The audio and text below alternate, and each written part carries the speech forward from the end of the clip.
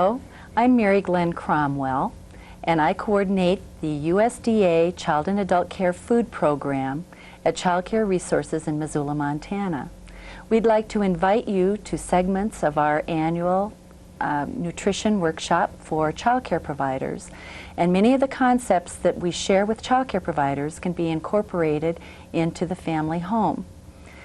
The workshop this year focused on Native American culture, and we have included you in our powwow, which means meeting, and our potlatch, which means giving or sharing.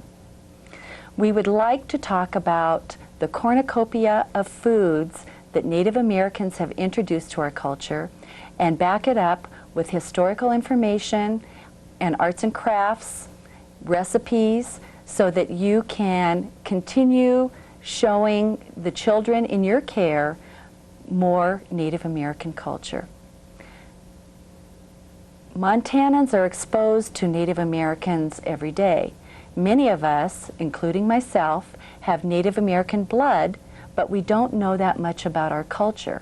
Many of us have been told that we have Native American roots, but we don't know what tribe we belong to. We don't know very much about it. Our workshop also incorporates other nutrition principles. We want to reinforce 5-a-day promotion that has been instituted by the American Cancer Society, and we also want to reinforce good eating habits as displayed visually in the USDA Food Guide Pyramid. America's complexion is changing. When the majority of Americans, baby boomers, were brought up, the ethnic groups made up a small portion of society.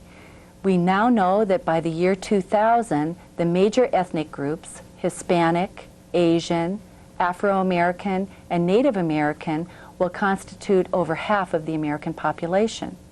Children are born without prejudice, and yet we subconsciously, and sometimes consciously, instill in young children prejudices of a culture.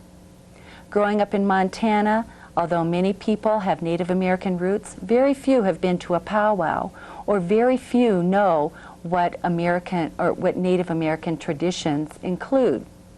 We hope to share that with you today. Many baby boomers were brought up with the idea that America was a melting pot and that all cultures came together and were blended to become American citizens. However, many people are striving for their ethnic roots. It's much like a stir fry or a tossed salad instead of a melting pot now. We want to recognize the individual tastes and flavors of our culture. Participants on the USDA Child and Adult Care Food Program are required by law to follow the U.S. guidelines as far as discrimination. The rule is the Child Care Food Program is open to all eligible children, regardless of race, age, sex, handicap, color, or national origin. It is very important for us as providers and as parents to instill knowledge of various ethnic groups in our children. Montanans tend to think that we will live in Montana forever. However, many of our children will be migrating out of state to work, to raise their families, and the foundation that they've received in daycare and at home will result in how successful they are in their future. Some of the skills that we hope to instill in our providers is how to avoid a culturally assaultive daycare. In other words, many providers at Thanksgiving want to celebrate Native American culture and depict Native Americans the way they were culturally 100 or 200 years ago. What we're trying to instill is the self-worth of a child. In other words, every child is important in daycare. So if you celebrate a child's Asian heritage or another child's Afro-American heritage or again another child's Native American heritage, it is also important to recognize European cultures, South American cultures, and so in our handouts we want to provide you with the resources to combat a culturally assaultive daycare. In order to receive training credit for continuing education as a child care provider or a participant on the Child and Adult Care Food Program, it is important to obtain the following accompanying handout and to take a test confirming that you have viewed the video. Included in the booklet is a cultural appreciation form that can easily be reproduced to send home to every child in your daycare facility. That enables you as the caregiver to obtain important family information to share with the rest of the group. Every child needs to feel important, and we don't want to have the tourist approach to celebrating cultures. In other words, focusing on a minority group for a particular holiday and not acknowledging the cultural background of every child in attendance. In the 1990 census, there was an increase of 39% of nearly 2 million persons indicating that they had Native American roots or a Native American heritage. This rate increase was larger than any other minority group. We have now come to find or presume that what is happening is that there is a growing pride in America for being a Native American. When we talk about a tourist approach to daycare, that means that we celebrate a culture only on a recognized cultural holiday. So for instance, most daycare providers and most public school teachers recognize Native American culture around Thanksgiving.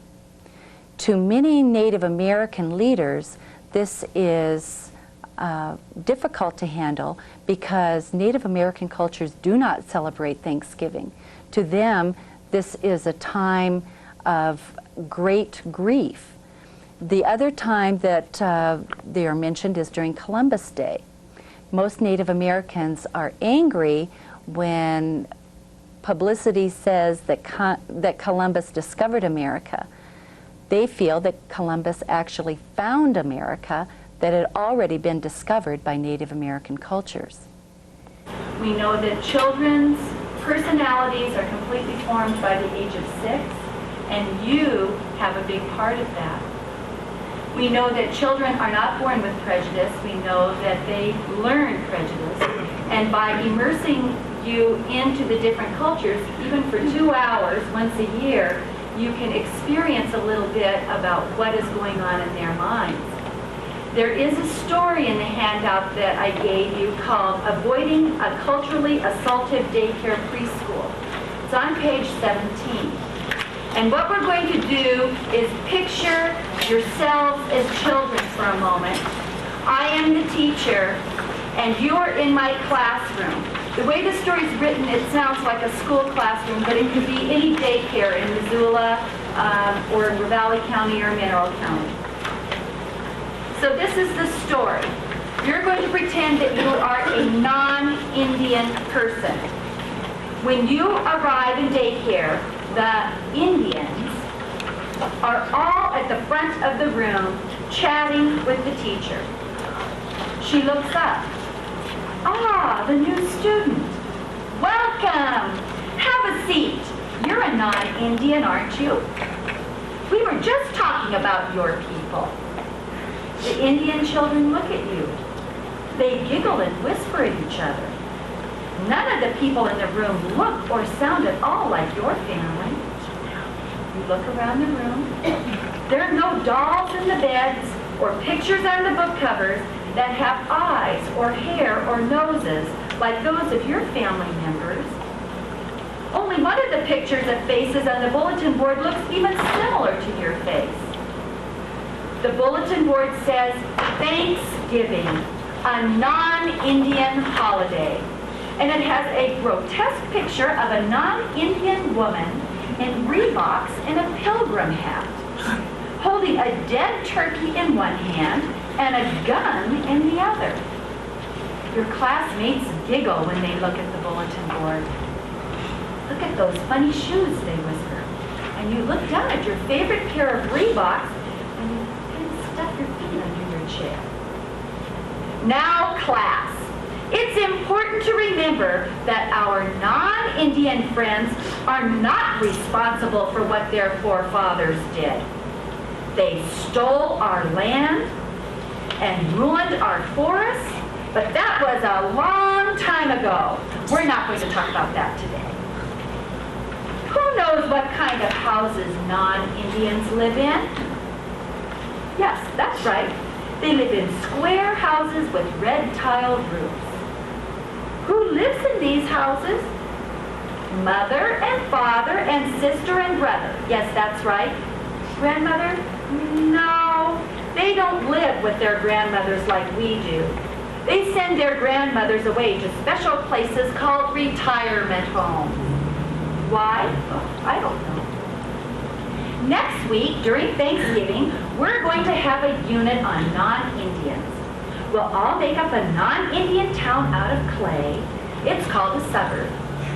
Can you say suburb, class? Non-Indians sleep in separate rooms, and they have little houses to keep their cars in. Now, this is a non-Indian hat. The teacher pulls out a pilgrim hat. Non-Indians wore these when they first came to our land. Now, if you were a non-Indian in this Native American classroom, how would you feel? Uncomfortable. Very uncomfortable. When I was a daycare provider, around Thanksgiving, I got ideas for my classroom from kindergarten, because I had kindergarten kids coming home, and we made the vests out of the crumpled up brown paper bags, and we made the Native American headbands, and some of the children had pilgrim hats, and we would do a stone soup exercise, because that's what ideas I could think of to celebrate Thanksgiving. And I learned later that part of what I was doing was with really good intentions, but I didn't really have a feel for the Native American culture, even though I'm 132nd. It's because Native culture wasn't a part of what I grew up understanding. My mother never even told me that I was part Native American until about 1964 or 65. And as we do these workshops, I ask people to raise their hands if they have Native American blood. And just about everybody in the room has some speck of Native American. And yet, they've never really followed up on learning about Native American culture. In this group today, how many of us have some Native American blood? And as you look around the room, mainly because we don't even know how much we have, and there are a lot of blonde-haired, blue-eyed people that are part Native American. As you can see with some of our presenters today, some didn't have the quote-unquote Native American look. It's because in our society, most of us have parts of a lot of different cultures. And that's what we're trying to do today, is to celebrate every culture. We don't want to just celebrate Native American culture around Thanksgiving or during Native American Culture Week. We don't want to just celebrate black culture around January and Martin Luther King Day. We don't want to just celebrate Italian culture around Columbus Day. The idea is that we celebrate cultures around different holidays, like Cinco de Mayo or whatever, but we also take the concepts from that culture and incorporate them into our everyday life. Now, this doesn't mean that we are not to celebrate traditional cultural holidays and events. I would like to share with you some notable Native American holidays or events that would be appropriate. telling the true story of Thanksgiving, which is found in the attached booklet that we share. How when the Pilgrims came to America, most of them had lived in cities and had never experienced agrarian life in Europe. So when they landed, they first of all were not familiar with Native American foods. Most of them had never hunted in their lives. And the Native American people that greeted them and welcomed them, probably the best known is named Squanto. They taught them how to hunt, how to fish. Most of the Pilgrims thought clams and lobsters were poisonous. They had never seen corn. They had never seen beans, pinto beans. They had never seen potatoes before. So all of these things that are part of our Thanksgiving feast were introduced to the Pilgrims by Native Americans. The Native Americans protected them and helped them survive, unfortunately at their expense, because the diseases that the Pilgrims brought with them annihilated the tribes that had helped. So therefore, that is the reason why Native Americans don't look at Thanksgiving the same way European cultures do, or European-based cultures do. Some holidays that would be fun to celebrate in daycare would be September 27th, which is National Native American Day, the month of November, which is Native American Heritage Month, June, which is the Strawberry Festival, and I will follow that up later with some publications, children's literature stories that will reinforce it. June 25th is especially important to Montana natives because it is called the Indian Day of Glory, which talks about the Battle of the Little Bighorn. And summer, of course, is a wonderful time to talk about Native American culture because that's when powwows are taking place throughout the United States. An alternative to celebrating Thanksgiving would be throughout the year to talk about how important the harvest is with a lot of cultures in addition to Native American.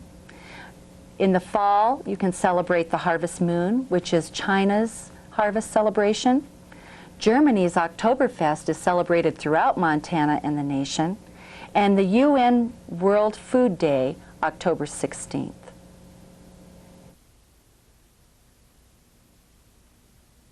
What I'd like to talk about today, while the drummers are getting their thing together, is to share with you a little bit of information about my outfit. And we call them outfits, Indian people talking about our clothing, the word, the language that we use. Some people will say costume, and you will be tolerated if you use that word. But you would be accepted. You would use the language of an insider if you use the word outfit instead of costume. This fur that I'm wearing is like fake hair. It's to ornament my hair, to make it look longer. Long hair was cherished among Indian peoples because it symbolized that there had not been any serious trauma in your family. There had not been a death of a very close loved one in your family. Because when we lose a close family member or someone that we cherish in our lives, we cut our hair very short as part of the mourning process. So this long hair is the sign of a good life and the good life of the people you care about. In addition to that, when a man wants to show that he values the woman in his life, he will present her the gift of an otter. And I said, this is. And I never used to have this until recently. And my fiance, who's an Italian from New York, there's a lot of symbolism in this. He asked me what I would like for Valentine's Day. And you know, in his mind, he was thinking a box of chocolate, maybe some roses and a card, or out to dinner. And I was very quick to say I want an otter hide. He had great fun with that to share with his family. But he bought me an otter hide, and Joe Whitehawk here came over to our house and showed us how to cut it into these strips to attach into my hair. So when you see Indian women wearing these, the traditional interpretation was that some man cared for her very much and went out and trapped an otter. And then this outfit that I'm wearing is a crow outfit. Though I was raised on the Northern Cheyenne Reservation, I'm enrolled, federally recognized as a Crow Indian. My mother is Crow and speaks the language. So I'm enrolled in her tribe because the Crows are a matriarchal family system. The women control the bloodlines. So whatever clan your mother is, that's what her children are. And if you never marry within your own clan, you have to marry a man outside your mother's clan. Is that with all Native Americans, or is that just with That's just Crow. That's just Crow. And they all will have some system, but the systems are going to vary, just as their languages and their customs are going to vary.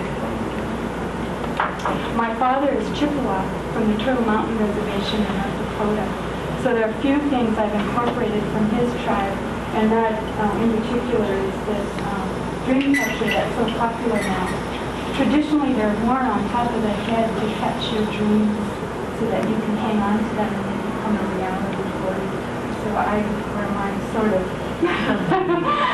There's really a powwow style. Just as there's styles of clothing in the dominant society, there's also a powwow fashion statement. And so we try to keep up with that.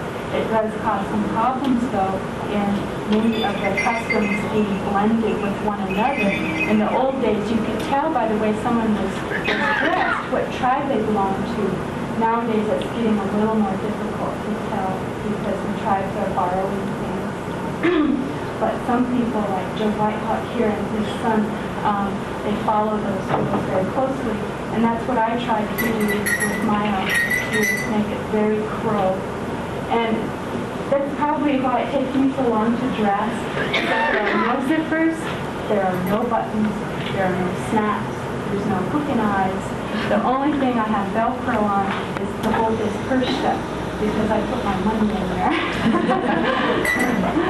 But this morning, any string that could break broke. So I was having a dickens of a time getting dressed, but normally it takes a very long time. So I'd like to move on here and share with you an idea that I have on how you could incorporate Indian culture into your classroom. And I got the idea because my son, my little one, Rainforest, attended Head Start here when I was first a student. And I would stay for a little while to make sure that he felt comfortable. There, at that time, were not many American Indian students in his class. And I noticed that the first routine of the day was that the daycare providers sat the children down in a group circle and explained to them what month it was, what day of the week was it, a Monday, Tuesday, Wednesday, and what number was it. Was it the first, second, third, fourth, and went through this little dating routine. So I was thinking of how to blend our dancing into that morning greeting to start the day. And in our culture, we do the round dance, which is a very simple step together, but it has a little bounce in the knees. And I'm also an old, beat-up, long-distance runner. That's why I came to college so early, is because I was a good runner. And they recruited me out of high school and showed me a fast-track plan on how to get out of high school so I could run to the University of Montana. So now that I'm approaching 40, my knees have given out. So I just want to warn you as I pull up my dress so that you can see the bounce that I have in my knees, and that I have very carefully color-coordinated my knee brace to match my dancing outfit. Part of that fashion statement. Anyway, you see the little bounce that I have in here as I take each step, and it's very easy to do, and there's some variations on it, but I thought that I would not confuse you with those variations today, because I'd very much like you to learn one thing and do it very well in your classroom. So in the real powwow world, when we do this dance, it's called round dance, and anybody can dance it. You don't have to have an outfit on to do it. It's also called the friendship dance. And what makes it a friendship dance is that when we're dancing this in a circle, some of the people will switch directions and they'll pass in front of me. I'm going this direction, the inside circle's going this direction. And they're doing that so that they can shake hands. And it's like, I'm so glad that you're here. I appreciate your company, and we're all friends here. And that's what calls it, gives it its name, the friendship dance. And what I notice is that I work in a school of pharmacy and allied health sciences, and physical therapy is part of our program. And this is all by observation. But I think there's something scientific about this. There's a muscle somewhere in our bodies that as we extend our hands to shake, we can smile. I'm hoping the camera picked that up. That's wonderful. And I thought, what a wonderful feeling for our little children to begin the day and dancing and moving about. And geez, I'm glad you're here, my friend. How are you? And so if the drummers would like to play the drum beat that goes with this dance, I would like you to join me over here in this bigger area, and let's practice this, because we need to reinforce this in all media, right?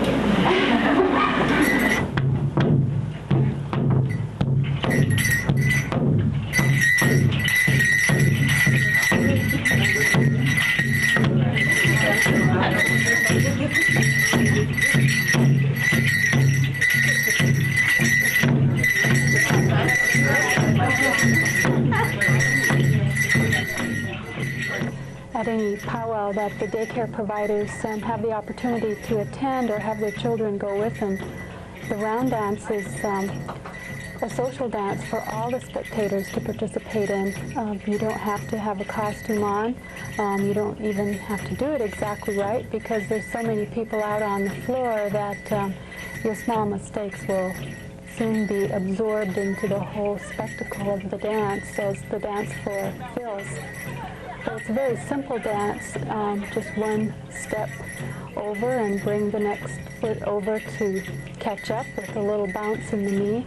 And if you forget between now and when your first opportunity to go to a powwow, just simply jump in and it'll all come back.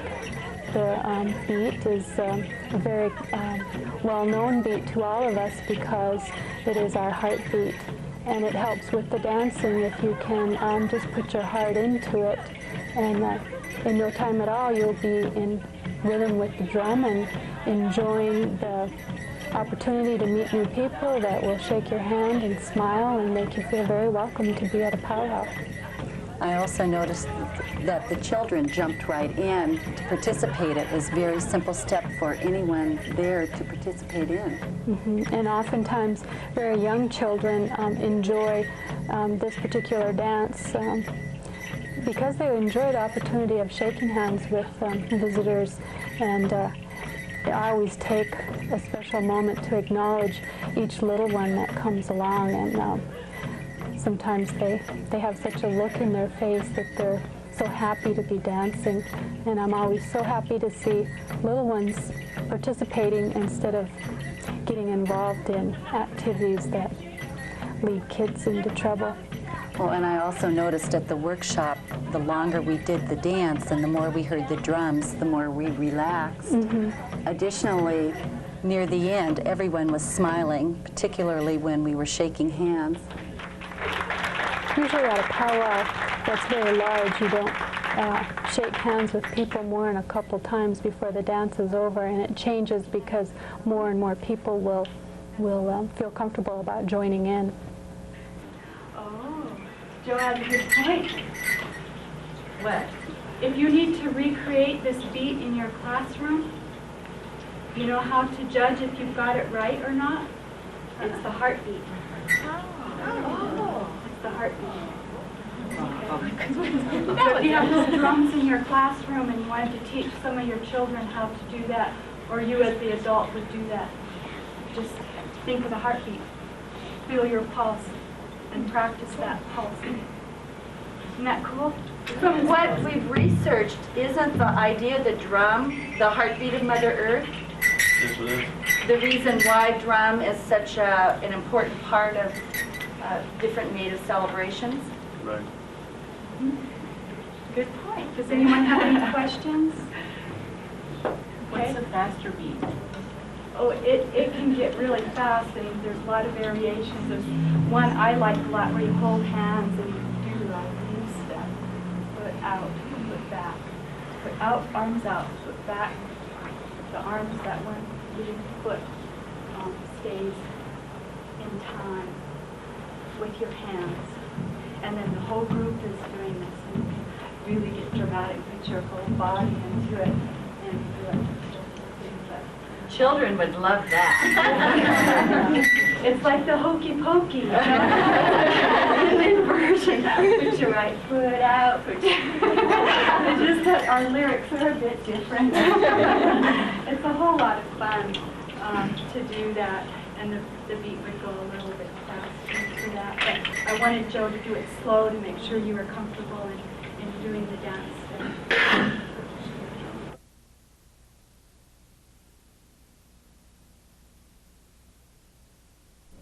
With most multicultural units, it's important to have books that show the diversity of the children that you are taking care of, in addition to cultures that children are not often exposed to. So sometimes you need publications, children's related books, in your daycare that reflect all cultures. A wonderful example would be Bread Around the World by Cynthia Rothman. This book has extensive pictures of bread served from all over the world, France, Germany, Native American, so that the children learn that grains are served as breads in different forms no matter where they go. There aren't very many Native American cookbooks. The best that we have found is called Spirit of the Harvest, North American Indian Cooking by Beverly Cox. What I'd like to emphasize is that there is a bibliography with all of these books and their publishers at the back of the handout, and we do have them available at Child Care Resources should you need additional information. Another wonderful Native American cookbook is A Native American Feast by Lucille Pinner.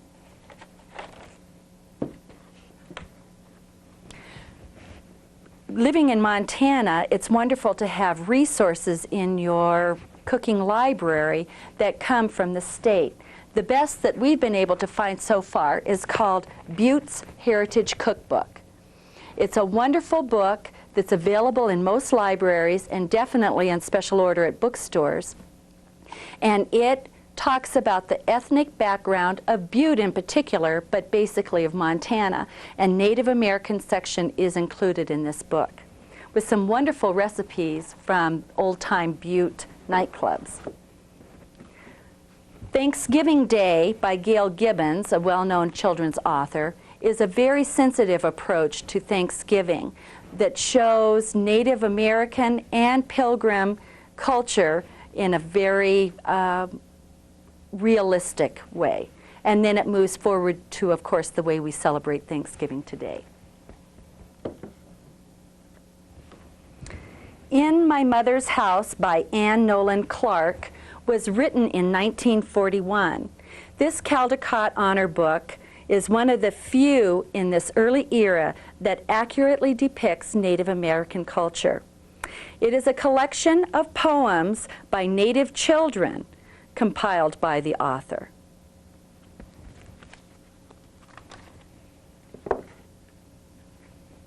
Corn is Maize, the Gift of the Indians by Aliki is a wonderful nutrition education resource for Native American culture. It talks about how we get popcorn, corn on the cob, cornbread, tamales, and tortillas.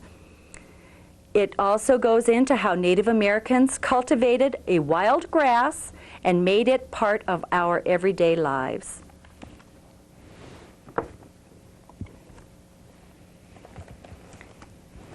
The First Strawberries, a Cherokee story retold by Joseph Bruchak, is a Cherokee legend on how berries came into the world.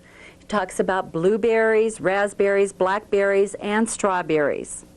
The lesson in this book is a reminder that friendship and respect are as sweet as the taste of ripe berries. This can be reinforced with having various breads with different jams to share with the children. Strawberries, of course, are big with Native American storytellers. This one is called Strawberry Thanksgiving by Paula Jennings. It is a contemporary lesson reinforcing the legend of New England Native tribes' Strawberry Thanksgiving. It's a tale similar to Hansel and Gretel. A brother and sister argue and go their separate ways. She gets lost and her tears produce strawberries. She then collects them and shares them with her brother when they find each other.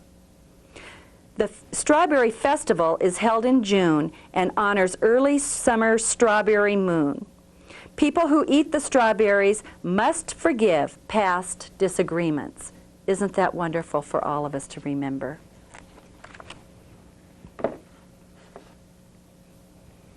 Those are just a few of the Native American nutritional-based books that we can share for children in early childhood years.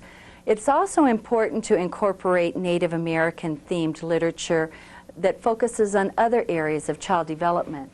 Other books that you might want to consider that children can identify with is Dreamcatcher by Audrey Osofsky.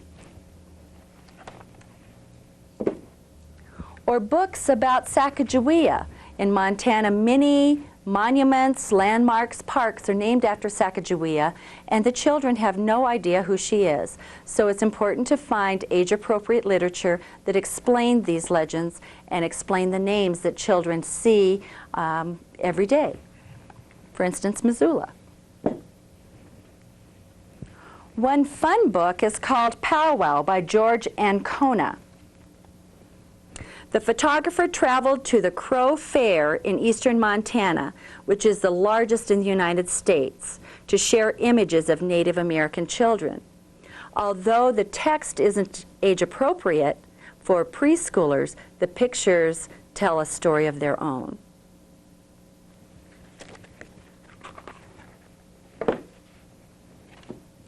Most adults grew up with the story of Hiawatha by Henry Wadsworth Longfellow, an American classic. This is a wonderful book to share with children to introduce them to the lyrical sounds of poetry.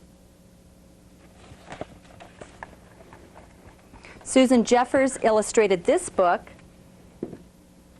She also illustrated Brother Eagle, Sister Sky. This is a message from Chief Seattle over 100 years ago, which emphasized the central belief that the earth and all creatures are sacred. And it is often used as an inspiration for children to protect the environment, obviously with a very strong message for us as adults.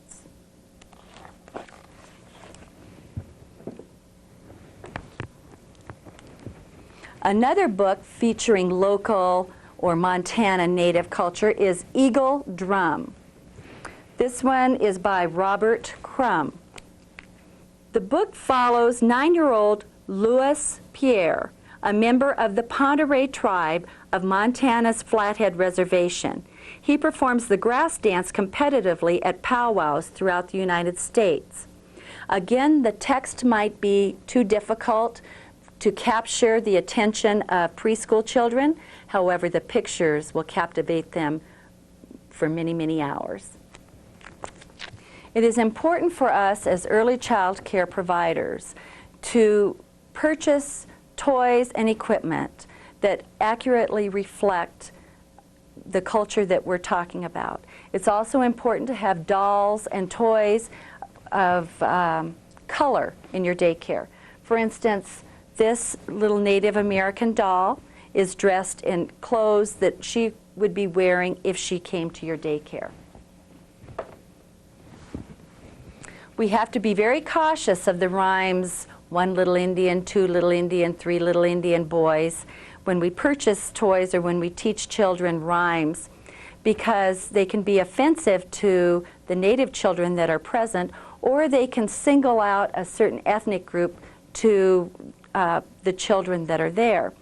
So what we need to do is teach these numbers, alphabets, in an age-appropriate, sensitive, anti-bias way. So one example that I have here is called 10 Little Rabbits.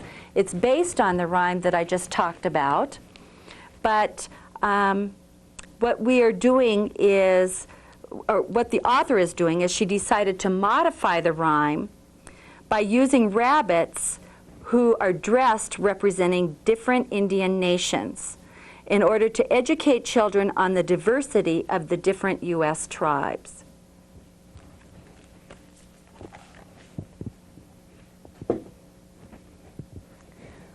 If you're looking for arts and crafts and recipes that are appropriate for children, More Than Moccasins, an activity book by Lori Carlson, would be a great investment. It is also found in most school libraries and public libraries.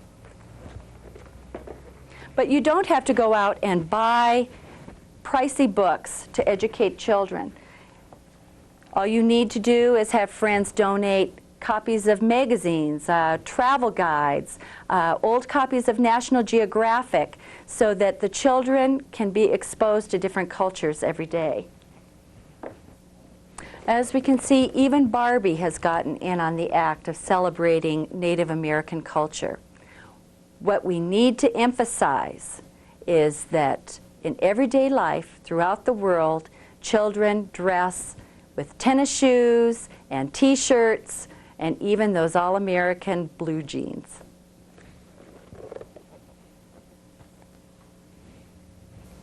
When Columbus found America, mind you, not discovered America, but found America, the wealth that he found in the Americas enriched the cuisine of the world. Many of us can't imagine pasta, which of course the Italians got from the Chinese, with a beet sauce or a bean sauce. But that's the way the Italians ate spaghetti until Columbus found America. The bounty that he found in America and shared with Europe changed not only the cuisine of the world, but the economy of the world. Because tomatoes and peppers were found in America, and without the rich addition of a tomato sauce with peppers, lasagna, pizza, and spaghetti would not be what we know it today. It's hard to imagine ice cream without vanilla flavoring. French vanilla ice cream, vanilla was found in the Americas. Irish stew without potatoes and tomatoes. A German chocolate cake without chocolate or without walnuts. A Spanish gazpacho without tomatoes, peppers, and chili. What about Chinese Szechuan and Mandarin dishes? The peanuts, the chilies, the peppers, all came from America. Ironically enough, most of us think of Chinese food with rice. The big portion of the Chinese diet consists of noodles made from, grab this, sweet potatoes. China is the biggest producer of sweet potatoes in the world. When we celebrate African holidays, we think of yams and peanuts coming from Africa. But actually, the peanuts and yams came from America, and during the slave trade days, they found that the slaves, in order to survive on the long voyage from Africa to America, needed a protein source that wasn't perishable. Peanuts are what were served to the slaves, and that's how they became part of the African diet. The largest producer of potatoes and sunflowers is now Russia.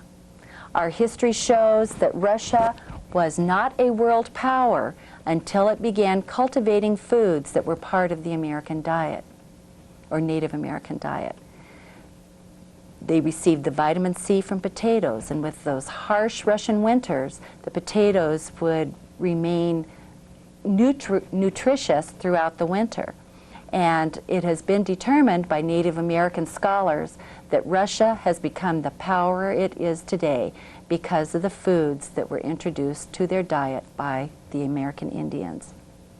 It's hard to imagine fish and chips, the British staple, without those chips, which of course are potatoes.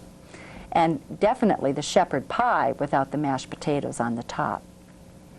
Yes, Native American foods have changed the cuisine of the world, and they have become part of what we know as the all-American diet. It's hard to imagine a barbecue without barbecue sauce, which of course is made of chilies and tomatoes. And what about that all-American hamburger or hot dog without ketchup, which of course is made from tomatoes? Much of America's regional cooking is based on foods that Native Americans introduced. That corn on the cob at the family barbecue, or New England boiled dinner with, of course, everything except the meat is introduced to the diet by Native Americans, including Creole cooking, Cajun cooking, the list goes on and on. So our American culture, our all-American culture, is not truly European-based, but was contributed to our diets by our Native American forefathers. A fun cooking activity to do with children, both at home and in daycare, is preparation of Indian fry bread. Indian fry bread is found at most powwows, and now it is found at fairs or any cultural gathering that takes place in Montana that celebrates Native culture. In some communities, it's called Indian tacos. There is a recipe for authentic fry bread on page 29 of the handout.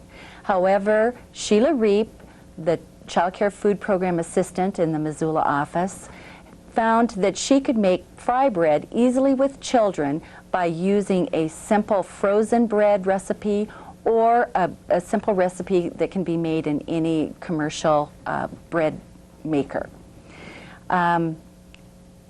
The hot grease is, of course, difficult to cook with children, or the hot oil, I should say. However, the children can participate in rolling it in balls, and then after it is cooled, they can dress it up with Native American-based maple syrup or with honey.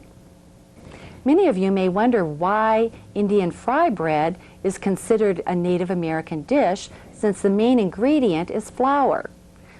Our sources in Missoula Public Schools have indicated to us that flour became a part of Native American diets when they were moved to Indian reservations. Because flour was a commodity and because it wasn't natural to their diet, they used cooking techniques from their previous culture and tried to modify the commodities into their diet. So that's the history of why Indian fry bread is now a part of most Native powwows, celebrations, and of course most Montana fairs.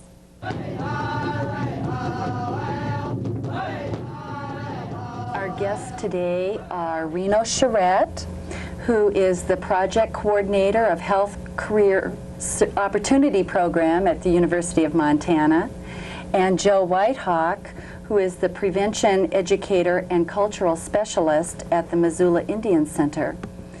At Child Care Resources, to put on our various workshops, we thought it was important to integrate Native dances into our program so that we could immerse the child care providers with the feeling of being at a powwow. what we are going to do is observe some of the dances, and Reno and Joe will give insight as to what the special meanings are of those dances. But before we get started, Joe's son, Joe Jr., is the one that played the beautiful flute music at the beginning of our program. Could you give us any information about the flute and its significance to Native cultures, Joe? Sure, yeah. You know, not only does he play the flutes, he also makes them. And, you know, like I said, they use the flutes in courtship, you know, at one time between a young man and a young woman. And the Ojibwe people, you know, used it also, but they had 6 holes in their flutes. And a lot of people, you know, they didn't read music or anything like that, so usually the flute was played from their hearts, you know, and it's the way it still is, actually, because there is actually no set chords or music to that. Well, I know it touched our hearts to hear the music at the beginning. The next dance that we're going to observe is the war dance. And Joe is quite an authority on this, I can see. You were leading the group. Could you tell us who participated? This is a friend of mine, Frank Boulia. Actually, he's from Ontario, Canada. And he's also a traditional dancer. He has some pretty fancy moves there. You know, he's a modern style traditional dancer compared to my dance, was an older style, traditional. So we have a old style and a contemporary style. What is the significance of the dance, Joe? Basically, it used to be warrior stories, stories of the hunt that they used to do, or during the war times, the story dance of the war stories that happened. Now, who's in the drum corps? We have a bunch. There's a lead singer, Berta LeClaire. She's a fancy dancer also. Are they the group from St. Ignatius, Montana? No, they're from Kalispell, Montana. They're Spotted Bear Drum. We know what is the dance that is going to be performed next? This is women's traditional. It's a popular category at a powwow for women that wear buckskin dresses or dresses in an older style. It's a much more calm, graceful dance where the woman's steps and movements keep her in very gentle but constant touch with Mother Earth. About the most activity you can achieve is to get your fringes and parts of your outfit to swing in time with the beat of the drum. It's more popular among older women because you don't have to be as much of an athlete as you would if you were, say, a jingle dress dancer or a fancy dancer. A woman's traditional dancer never raises her knees up high like a fancy dancer would. And she carries an eagle fan, which would be representative of her being allowed to carry her husband's implements of war. It's now pretty standard fare in powwow fashion, and believe me, powwow fashion is a very expensive one to keep up with. Well, tell me about what your outfit cost. Oh, to replace it, I would be looking at nearly from $4,000 to $6,000. It took a year just to bead the accessories, and I have about 6 kilos of beads on that outfit. The whole thing weighs about 50 to 60 pounds when I have it on, so I'm very fortunate and happy that I don't have to bounce around nearly as much as the fancy dancers do. What a wonderful heirloom to pass on to your children. Joe, what is the next dance that we're observing? This is one of the oldest dances. It's called the grass dance. It was given, in a vision to the Omahas, and it was incorporated into the Sioux and the Mandan, and it kind of spread all over the country eventually.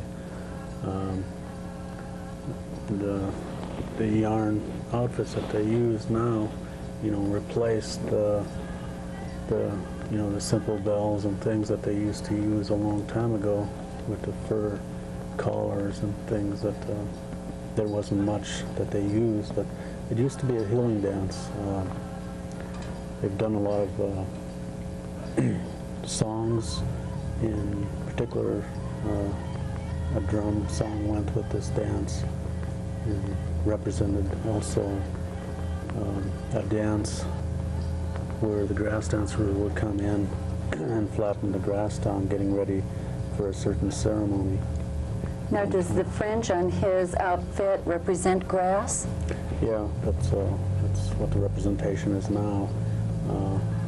It never used to be as fancy as that. But So for Plains tribes, they would beat down the grass for powwows or ceremonies? right, the ceremony would come first, and then the powwows would come right after the ceremonies. What is the next dance that we're going to be observing? It's called fancy dance. It's a newer style dancing. It's contest dancing. It's not as old as the other dancing, but you know, this is more colorful, and you know, a lot of people more eye-catching, and the cameras tend to take more pictures of this type of dance. Now, when you say a competitive dance, you mean to compete at powwows? Right. And usually they dance so fast sometimes that sometimes the camera almost can't catch them. That's what it looks like now. He's running away from us. Mm-hmm. Again, this is a dance that requires the dancer to be a very good athlete. Your breathing and your movements, everything has to be perfectly timed with the beat of the drum. And the goal is to get as tricky as you possibly can in this dance without falling down or dropping any article of even feathers and things off of the bustle. They're judged on their ability to be very creative. There's a lot of room for individualism here, unlike a traditional dancer that stays within a narrowly defined set of dance steps. I have seen fancy dancers do things that look like Russian steps from Russian dances. Cossack dances, you mean? Yeah, and also very gymnastic things where some of these young athletes can drop down into splits and get right back up without missing too much of the beat.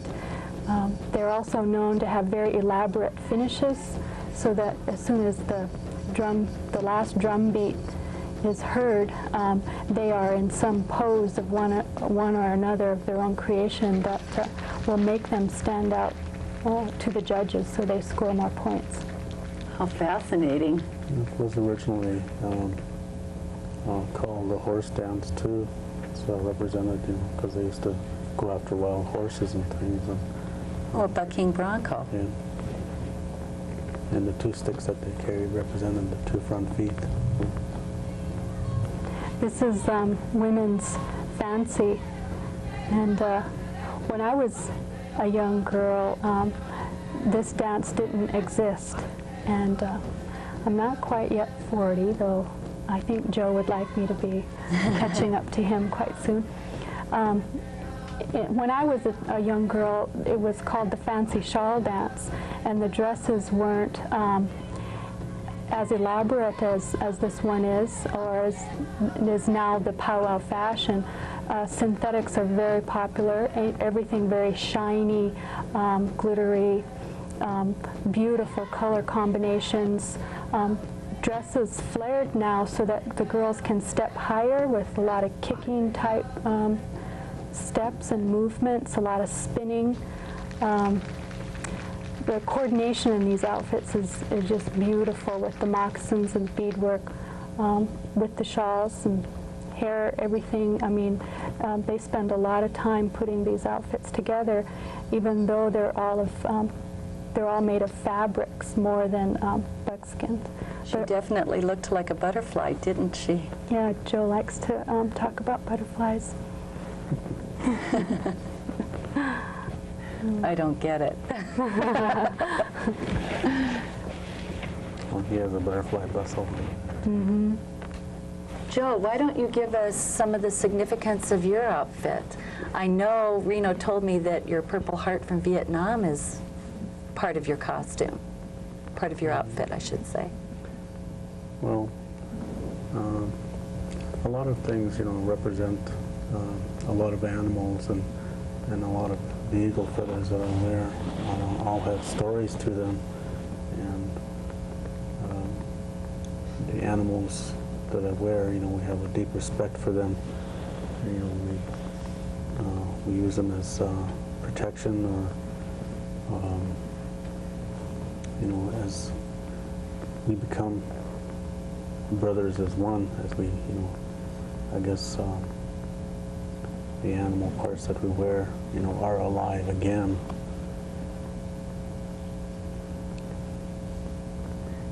So obviously everyone has individualized their own outfits and yet kept in mind the tradition of your individual tribes and culture. Right. For instance, the beadwork that I wear is a representation of my Indian name. There's a lot of intertribal beadwork anymore, and you can't read it like you used to be able to, It's all blending together. It's that powwow fashion is taking precedent over being tribally specific. And a lot of old-style quill work is on my outfit, which was before the trade era and everything, before the beadwork came into the country, I guess. It's porcupine quill work. What tribe are you from? I'm Sioux. And what about you, Reno?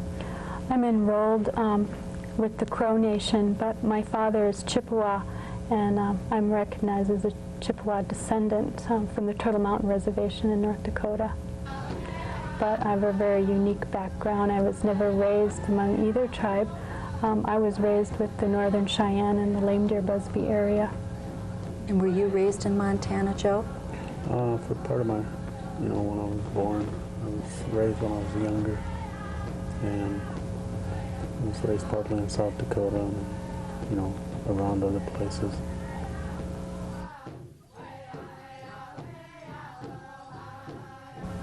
Well, what a gift you two are to our community and to our state.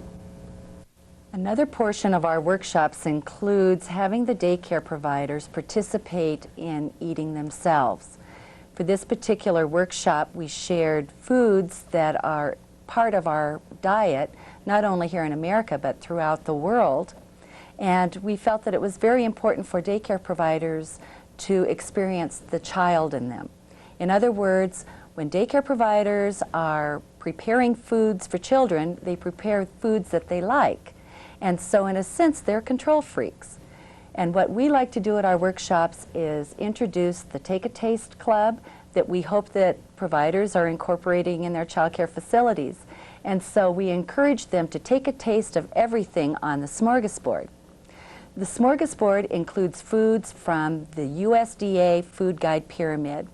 And working from the bottom up, the grains that our providers tasted were wild rice, fry bread, blue corn chips with guacamole, corn cereals, and maple popcorn balls. Now we know that popcorn is not reimbursable on the child care food program, but it is an important part of American culture. The popcorn balls that we ate are similar to Cracker Jacks. And instead of using a molasses or a corn-based syrup to hold them together, we used maple syrup, which was introduced to our cuisine by Native Americans. The vegetables that the providers tasted included succotash, which is made of corn, peppers, lima beans, and green onions. By the way, the recipes for the foods that our providers tasted are included in the handout. We also included pumpkin soup, squash sweetened with maple syrup, potato dishes, tomato dishes, and wild green salad. Native greens would include watercress, spinach, arugula, dandelion leaves, edible native flowers, and mint. The fruit that providers tasted included a berry soup, which is served at most powwows. The berry of choice would be a service berry, but blackberries or blueberries can be substituted. Yams, sweet potatoes, cranberry sauce, raisins, fruit leather.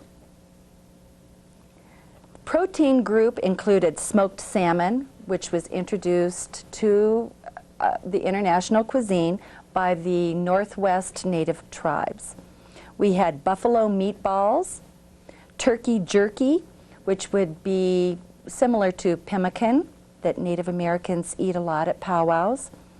Trail mix, which included peanuts, pine nuts, better known as pinyon nuts, sunflower seeds, and then we added corn-based cereals, chocolate chips, which are Native American, anyway, the cocoa is, and raisins.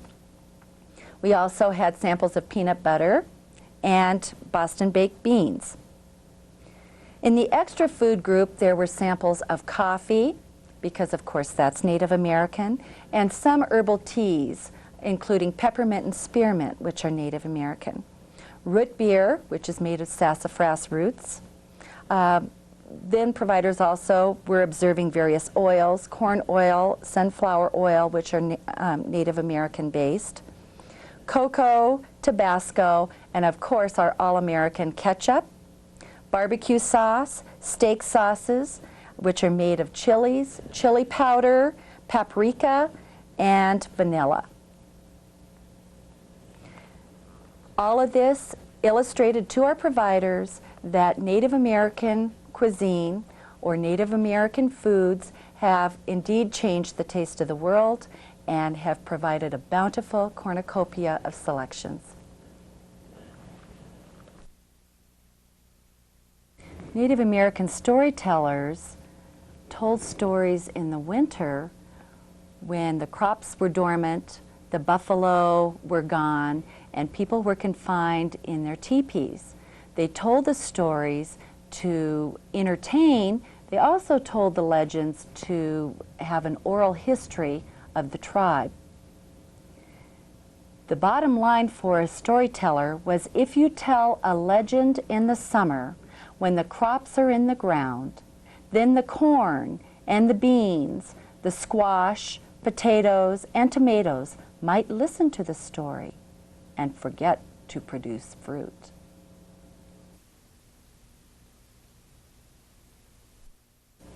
The next portion of our program will feature Mary Wachtel of Missoula, who administers Dragon Tales puppets.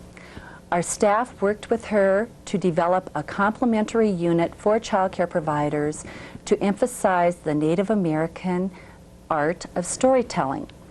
The complementary booklet that we have to go with this unit is available through Child Care Resources, and it includes patterns of the puppets that we will be showing throughout the demonstration.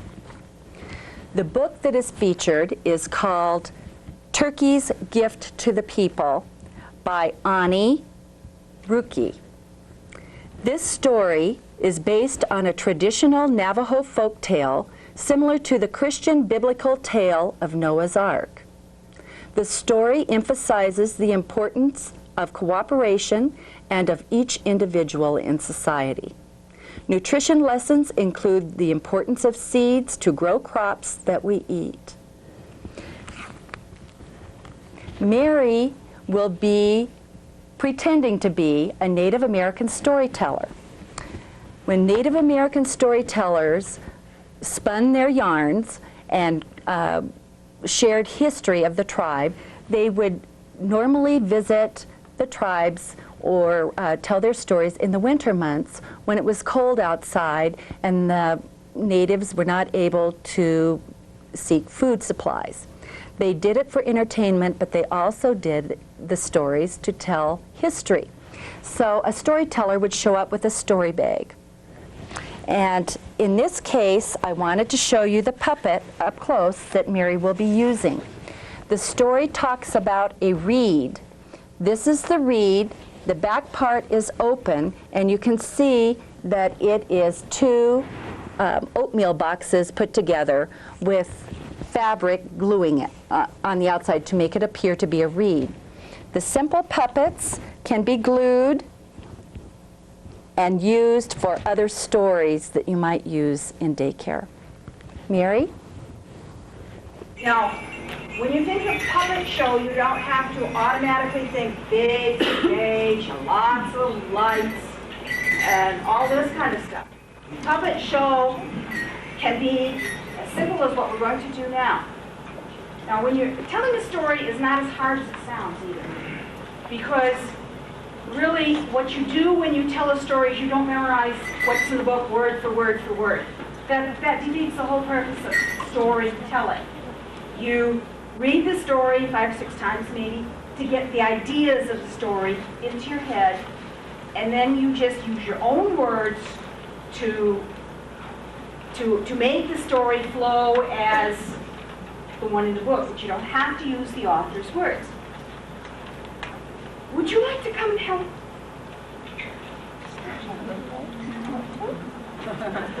Okay, volunteers. But we do puppets.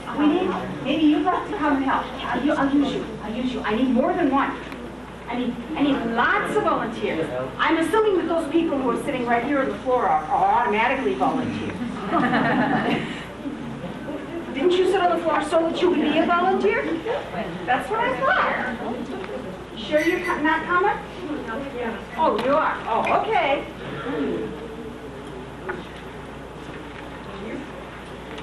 Well, it used to be that storytellers, particularly Native American storytellers, would have a story bag, which would be a special bag that was designated to carry around the things that they would use to tell the story with.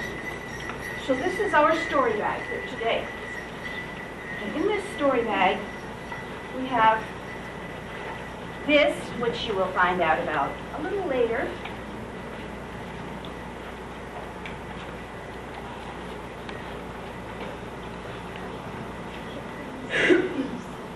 And we have this, and we have this. Now, what do you suppose that might be? A dog? No. Tell you what, why don't you take it and find out later what it is. What I'm going to have you do is give it back to me at the right time. Now, what do you suppose this is? I'll ask you to give it back at the right time. Would you like to move a little closer? Oh, let's see. What do you suppose this is? These are all part of the story. Count the legs on that. Are you volunteering to listen?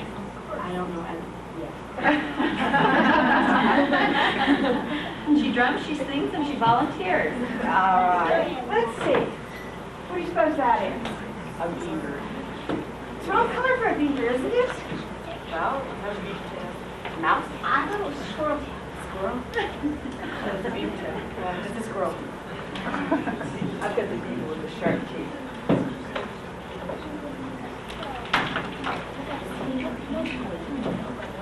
It's a bug. You're right, it's a bug. Well,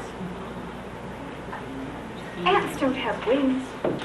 Well, this is a story called Turkey's Gift to the People.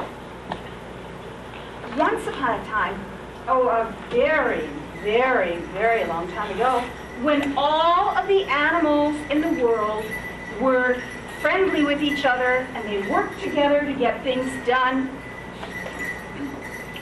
there was one day, it was a very nice day, and Crow, he was just flying around, enjoying himself, and just doing some exploring on the landscape.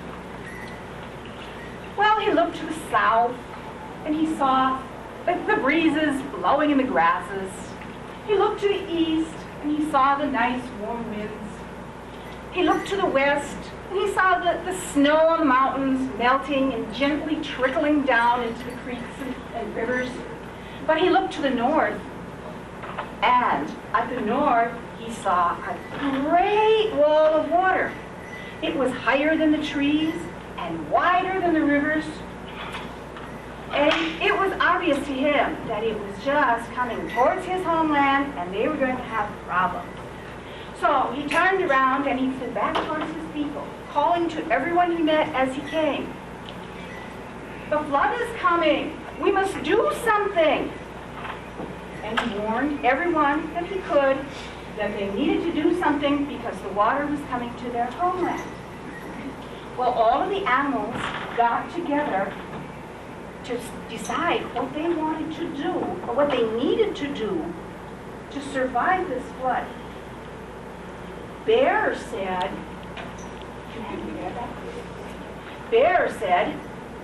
we must go to the hills. We'll be safe in the hills. They're very tall. And so all of the animals went to the hills. But when they got to the hills, they discovered that that wall of water was still coming, and it was obvious that it was going to cover the hills, and they weren't going to be safe there either. So, Little Mouse said, I have an idea. These reeds that are here are bigger than caves. If we could get inside of these reeds, then we'd be safe from the flood. Beaver said, aha, I can take care of that. And so, Beaver began to chew a hole into the reed. Well, all of the animals started getting into the reed. But there wasn't room. Moose then said, Beaver, get up on my shoulders, and then you will be tall enough, and you can chew a hole into the next section of the reed, and then we'll have room. So, Beaver climbed up on top of Moose, but Moose wasn't tall enough. Beaver just couldn't reach the next section. I have an idea, said Spider. I will spin a web. And then Beaver can climb on the web and then reach the next section. So Spider went in and spun a web, and then Beaver climbed up and chewed a hole in the next section, and they climbed through. So between them, they chewed holes in enough sections so that all of the animals would have plenty of room. Ground Squirrel, who was keeping track of who was coming in and who was still missing, he said, everybody is here except Turkey. I don't know where Turkey is. Eagle said, I will go and look for him. And he flew around and flew around. I see him, he shouted. He's coming this way, but he seems to be very, very slow. All the other puppets, all of the other animals, they were in the reed. Finally, Turkey came. Oh, Turkey was so tired. He was very, very tired. But he made it into the reed. And then Wasp came along and sealed up the hole so that no water could get into the reed. And the water came. A lot of water came, and they had a lot of tumbling around in the reed, and they were very glad that it was sealed. They were very glad they had gotten in there. Well, the animals were asking Turkey, what happened? Why were you so late? Where were you? Finally, Turkey was able to get a word in edgewise, and he said, you people all forgot the seeds. He opened his tail feathers up, and all the seeds fell out. You're going to need these seeds to plant the new crops after the floodwaters go down," said Turkey. Everyone cheered and clapped. Everyone had helped do their little bit to save all the animals.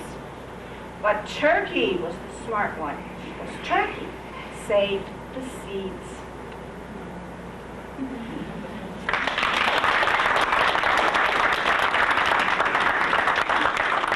Turkey was so wonderful, I'm sure you're not going to want to talk about the turkey hot dogs and the turkey hams, are you? We'll forget the turkey as the meat food group. Puppets like these are relatively simple to make, even if you're a klutz at the sewing machine, or which I know some people are. You can glue them. If you follow the patterns, you can just glue them. But mostly they're just straight stitches, and then you glue the features on. If somebody, would like some help or would like me to make a set for them, I could do that. If you want to tell stories, having props of some sort is much more conducive to keeping the kids' attention. They don't have to be as elaborate as this. Actually, you could just have cardboard cutouts with faces drawn on them and just hold them up. That's something else that could be done. And even something that simple will make a difference in the way the kids remember the story and the effect that the stories have on the kids. And your props can really make them think about the part of the story that you want them to. If you're telling this particular story because it's got a very important lesson, then if your things that you're using just are aimed right at that lesson part, the kids remember it better than if you're just telling it without thought. Involving them too helps. Involving them helps a lot because they remember, in this case, for example, they remember that the seeds all fell out of Turkey's tail, and so they remember that someone saved the seeds, and so there had to be that that part of it is that somebody had to do the thinking. Eat Right Montana is sponsored by the National Cancer Institute and has been modified for Montanans by the Montana Department of Health and Environmental Science. The promotion includes "Gimme 5 a day" in children's lingo. In other words, teach the children to start counting the servings of fruits and vegetables they receive every day by using their fingers. Now, on the Child and Adult Care Food Program, daycare providers are required to serve 1 fruit or vegetable for breakfast, 2 fruits and/or vegetables for lunch or supper, and an optional fruit or vegetable for snack, so that parents can be assured that their children are receiving 2/3 their daily intake in daycare, utilizing components or foods that are nutritious. So if you as a provider or as a parent start educating your children to count, by the evening meal they should have received at least 5 fruits or vegetables a day. Now we as providers or parents wonder what constitutes a serving of fruit and vegetable. 1 medium-sized fruit, 1/4 of a cup of dried fruit, 3/4 of a cup of 100% fruit or vegetable juice, 1 cup of leafy vegetables that would be pretty much inclusive of what is in a garden salad, or 1/2 of a cup of raw or cooked fruit or vegetable. Child care providers are required to include daily servings of fruits and vegetables that are high in vitamin A, vitamin C, and the mineral iron. The biggest childhood disease in this country is iron deficiency anemia.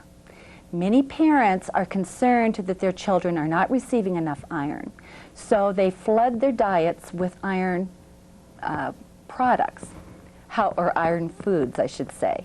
However, if the children or you as an adult are not receiving daily intakes of vitamin C, the iron can be flushed through your system and not absorbed.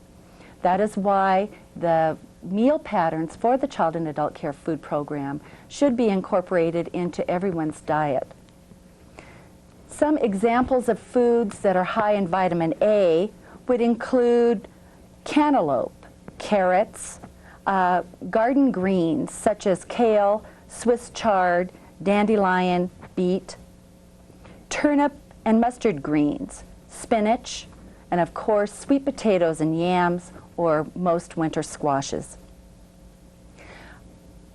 Foods that are high in vitamin C would include broccoli, potatoes, Brussels sprouts, cantaloupe, grapefruit, and of course we know most berries and the infamous orange and grapefruit, other citrus products.